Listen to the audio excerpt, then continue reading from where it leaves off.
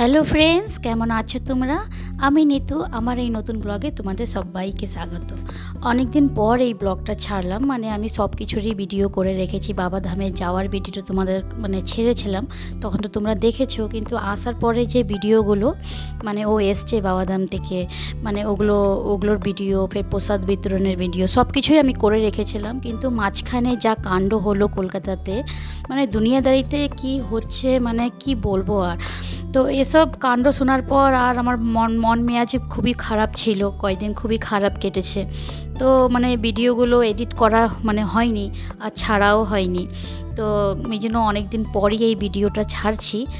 আর দেশ তো স্বাধীন হয়ে গেল, মেয়েরা যে কবে স্বাধীন হবে। সরকার বলে বেটি বাঁচাও বেটি পড়াও, বেটিরা তো পড়ছে লেকিন বাঁচছে না, কোনো জায়গায় মেয়েরা সেফ নেই। তো ভিকটিমরা এখনও শাস্তি পায়নি। দাবি করি যে ওরা তাড়াতাড়ি শাস্তি পাক, ওদের ফাঁসি হোক, এটাই দাবি করি। চলো যাই হোক, এর মধ্যে তো সংসারের কাজ তো করতেই হবে। সংসারের কাজ তো থেমে থাকবে না, সংসারের কাজ এক এক করে করতেই হবে।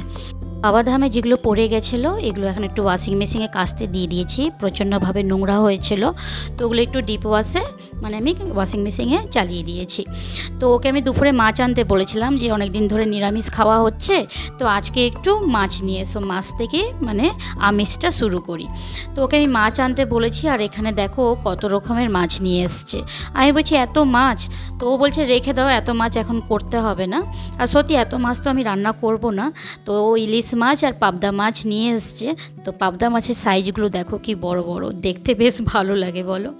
তো এখন পাবদা মাছটা রান্না করব না। আর এখানে একটু লোটে মাছ নিয়ে এসছে। তো পাবদা মাছটা ভাবছি রেখে দেব, আজকে একটু ইলিশ মাছ আর একটু লোটে মাছের ভুনা করব। ঝুরি ভাজা টাইপের যেগুলো হয় ওইটাই করব। তো এখন চলো এগুলো সব ওয়াশ করি। এখন এগুলো সব ধুবো, ধুয়ে ঠুয়ে নুন হলুদ মাখবো। তো দেখো এগুলো ধুয়ে ঠুয়ে আমি এখন নুন হলুদ এগুলো মেখে নিয়েছি। তো পাবদা মাছটা তো রান্না করব না, আর ইলিশ মাছের মাথাটাও ভাবছি রেখে দেব। আর পাবদা মাছ ইলিশ মাছের মাথাটা আমি এয়ার টাইট কন্টেনারে ডিপ ফ্রিজে রেখে দেবো। আর আজকে রান্না হবে ইলিশ মাছ আর লোটের মাছের ঝুরি ভাজা। তো এই কন্টেনারেই আমি পাবদা মাছটা একদম ডিপ ফ্রিজে ঢুকিয়ে দেবো। তো এখন এক এক করে এগুলো ভরে নিচ্ছি।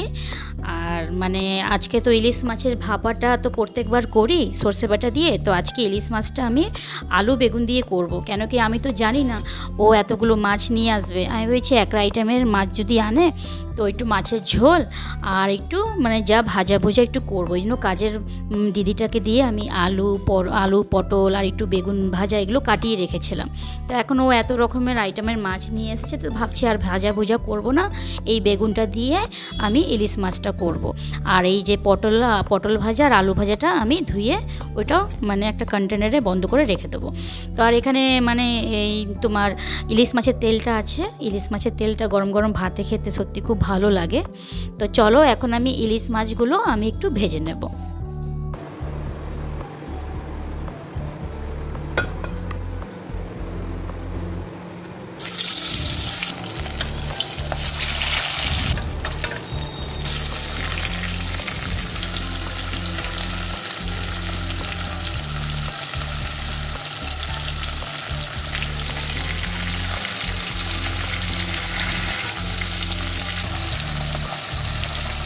তো চলো আমার ইলিশ মাছ ভাজা হয়ে গেছে।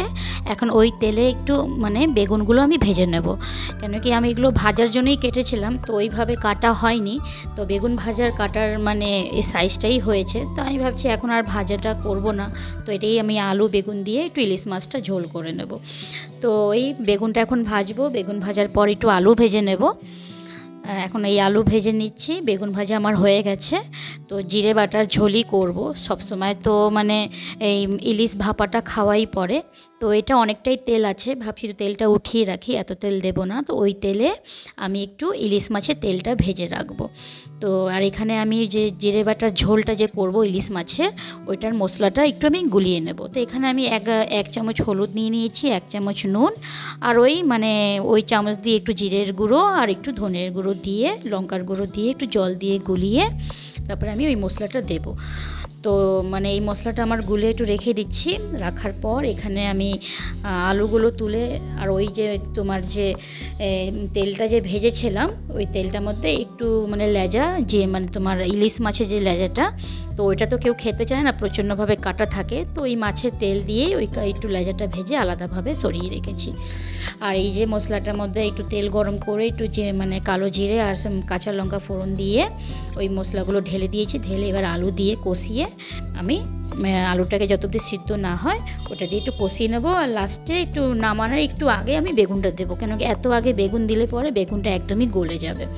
তো এখন এটা একটু ঢাকা দিয়ে দেবো। ঢাকা দেওয়ার পর আমি এখন একটু তোমার যে লোটে মাছের যে ঝুরি ভাজাটা ওইটাও সাইডে আমি করে নেব।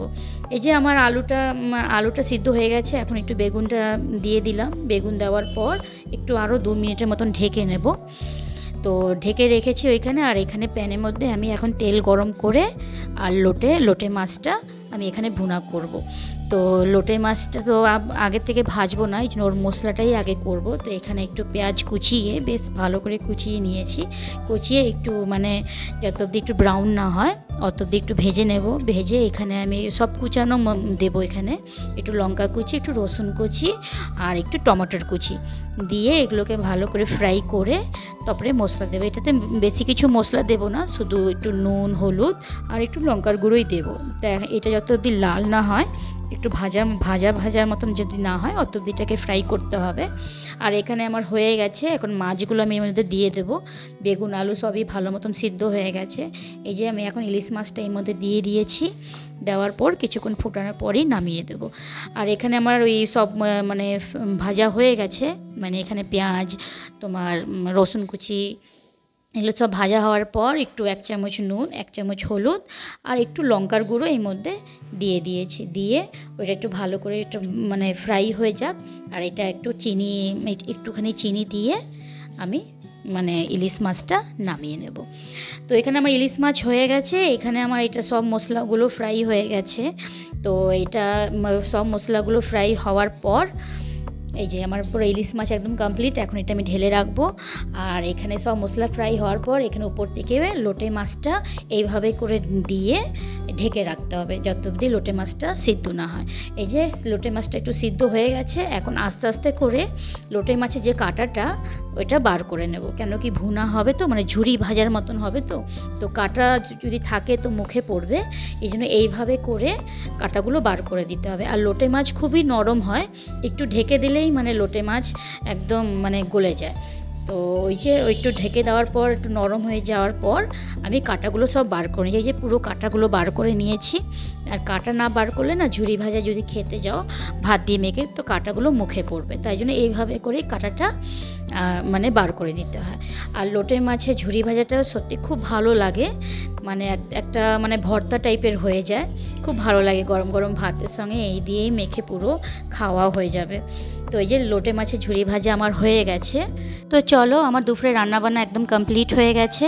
এখন দুপুরে খাওয়া দাওয়া করার পর কিছুক্ষণ রেস্ট করার পর সন্ধ্যার সময় বসে গেছি একদম বাবাধামের পুজোর প্রসাদ বিতরণ করার জন্য। সব প্যাকেট করে এখন এগুলো ভরবো, কেন কি সবাইকে দিতে হবে, আশেপাশে ওর অফিসারদেরকে সব দিতে হবে। তো চলো আমরা এগুলো এখন প্যাকেট করছি। আর আরেকটা গুড নিউজ তোমাদের সঙ্গে শেয়ার করছি যে আমরা দুর্গাপূজায় কেদারনাথ যাচ্ছি। তো ওইসব ভিডিও তোমাদের সঙ্গে শেয়ার করার চেষ্টা করব, পরপর ভিডিও সবই চেষ্টা করব শেয়ার করার। তো চলো এগুলো প্রসাদগুলো এখন প্যাকেটে ভরে নিই।